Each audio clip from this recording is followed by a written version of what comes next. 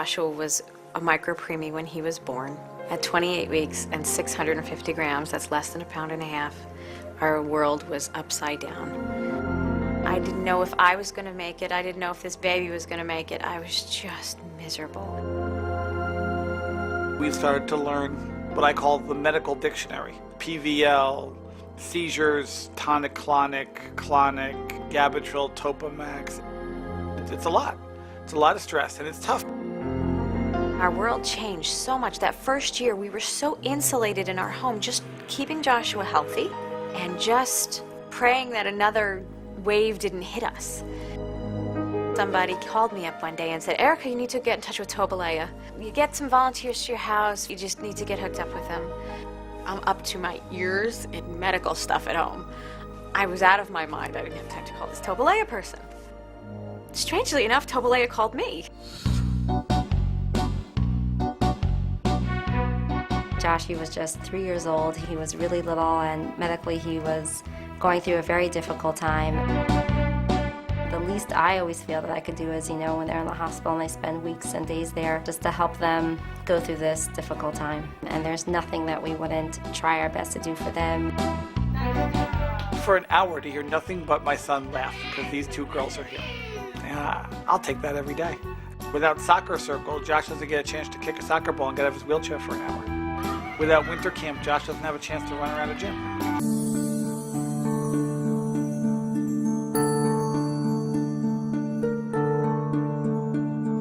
Walking Joshua down to the operating room is awful. To have to kiss your child right before he's unconscious, and it's awful, it's scary. Waiting for him to come down that hallway, waiting to see, that feeling of, I have to see my baby right now. I have to see him, even if he's going to be crying in agony and pain. I have to see him. What could you say? What could you tell a family that's going through this? Here's a child that's hanging on to life on a thread. What could you tell them? What could you say to comfort them? And you realize what you could do is be there for them. Just be there. And to care about them like you would care about yourself. Toba made sure that we had a warm Shabbat supper during the hospital stay and home. Every Shabbos, a meal would show up in Hackensack, and they would schlep the half-an-hour drive to make sure we had that in the hospital.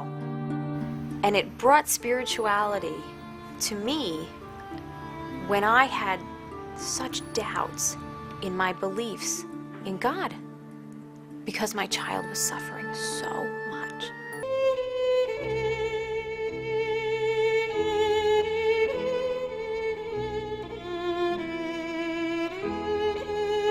Because we had it when things were so bad.